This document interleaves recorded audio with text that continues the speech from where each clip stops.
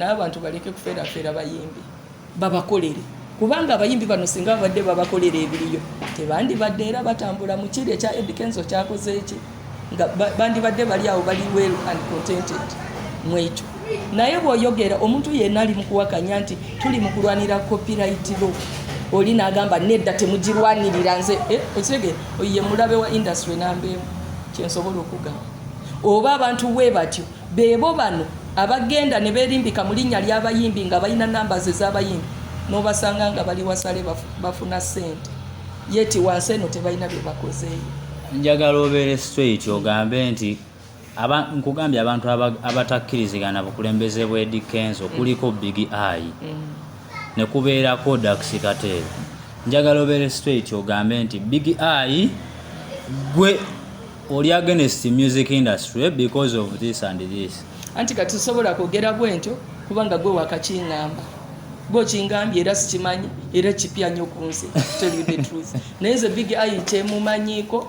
nti singa otuula ne mwogera naye n'ategeera kumuwa time kubanga industry agiruddemu ge mazima. Big Eye si musajja mubi alina omutima gwa industry okitegeera kintu kimu okubanga begattira wamu gobeere ne Dax Katero kubanga kati nganze singa nkizuula nti waliyo omuntu oba agezaako ayina issue mba muyita netutula tulabe kiki ekyo buzibu kyo bukoze eki netutulamu netubugonjoola naye nze Big Eyes mumanyi ye muntu aludde mu industry eno atayiwawo nnyo omubiri to tell you the truth. Omukulu Lil Pazo era yali omu kuba li against ekibiina wabula gye buvuddeko emabega yavaayo n'atugamba nti bamuwadde ssente aŋŋambe nti bamuwa enguzi asirike atandika okugoberera ekibiina bye kigoberera. Federation olaba nga terina bantu bamu beyagala kusirisa olw'okuba alina byeyagala okuyisa awo amangu mangu. Nze sirowooza bwentyo naye omuntu wenna kasitoreyizi nga n'olaga nti oli njala oba naawe weetaaga kulya oli bubi ennyo okitegeera. Lil Pazo just njala yali emuluma. What I'm telling you omuntu yenna bw'ovaayo kati bw'ojja n'onsaba ssente okitegeera n'onkabira ebizibu byo oli bubi nga nzirina automatically nzikwata nenkola ki kati ye ng'omuntu bw'aba yavaayo okwogera ti munange nze ndi bwenti ne bwenti naye okitegeera ebyo bibangawo ago si mawulire ate ekyo si kyekintu kyeyandibadde akulembeza nnyo nti banguliridde no kati naye bamuyise ne bagajangu kubanga abantu babadde bakaya fete ne mutatwa milioni 5 fe no tatuyita so bwemba nze nzirina automatically ngamba oyo kyali waffe tukoze eki tuludde naye bambi twepampate yawuke tulina tukole ki kusinziira obwo bwe batuwadde. Teyabadde enguzi nze mukulaba okwange just babadde bajjako Lil Pazo njala atoyogera bwotyo nti Lil Pazo kale ali njala yayagadde yalaze obwagazi takasente akola ki akaagala okitegeera nze mukulaba okwange. Bebe Cool okumuwa obuwanika okusinziira ku nsoma ye n'okubala kwe alina history emabegako eyo. Kamiliyoni yavaayo n'atugamba nti batereka ssente binusu mu bidomola Bebe Cool nga yabitereka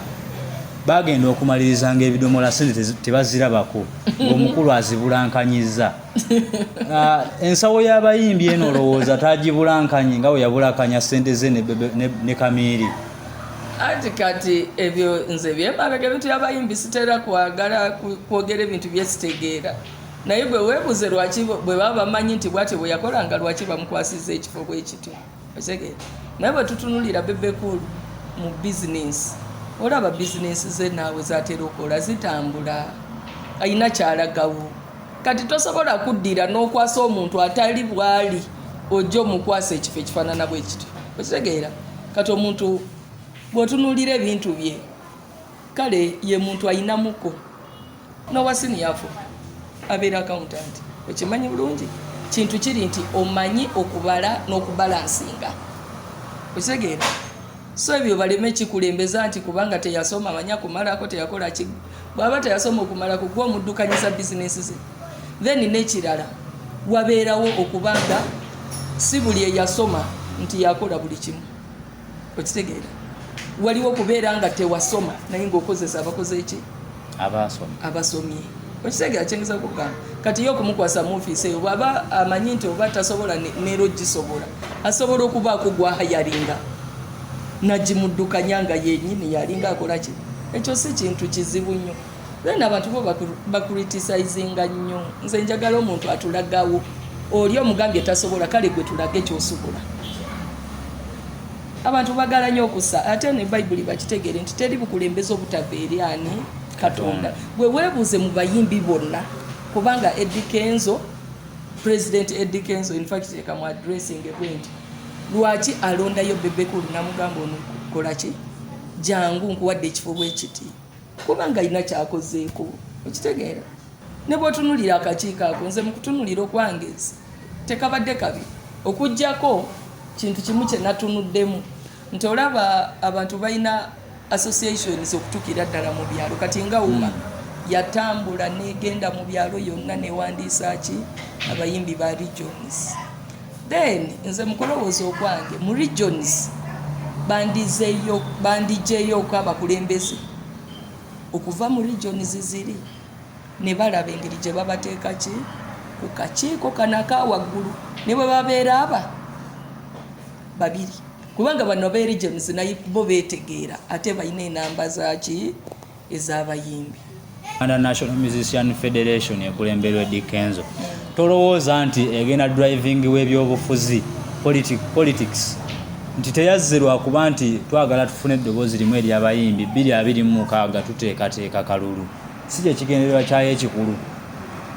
Abantu bayinza okulowooza bwakyo buli omu abeera n'endowooza ye naye fe obudde buno tetunaba nakirowoozaako nti kiriwo ekityo tulowooza kimu ki kye tusobola okukola okuteereza industry yaffe kyendi mu kulaba. Akakiiko akaliwo ka interim committee ekulemberwa Edrisa Kenzo kusinziira ku ndowooza yo olowooza akakiiko akali permanent kandibadde katya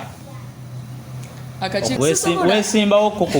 ku bukulembeze bwa wuma so omanye abantu abali capable okubeera abakulembeze b'abayimbi abantu abo betwagala otusengekere buli omu ng'omuwa ekitiibwa kyasaana. Ate kati bwano nga bwe nkugambye federation ekungaanyiza ebibiina byonna nebyesimanyi n'ebireeta under it okitegeera kati sobola kuvaayo njogerera oba omukulembeze bwati okitegeera nga waliyo n'omulala ali wabwera asobola okukola kati ekyo ekibuuzo nze kiba kinneme kiba kinneme. Tumalirize abantu kikyobagamba endongo empya gye nnina bagiyita oluyimba Katonda ow'amaanyi. Oluyimba ngenda kubanga nduta lwawedde naye ngenda kubanga nduta officially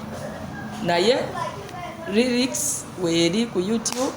basobola ogenda ne bagiraba naye video obudde bwonna saawa yonna egenda kubeeteewo. Katonda ow'amaanyi bagisanga wa ku YouTube ki? Ku YouTube eyakusima Irene ku social media zonna nkozesa kusima Irene naye Irene nsobola obasipelingiramu IRENE automatically. Yes, lyerinnya lyenkozesa ku YouTube channel kusima Irene kubanga Irene abantu balina spellings za njawulo.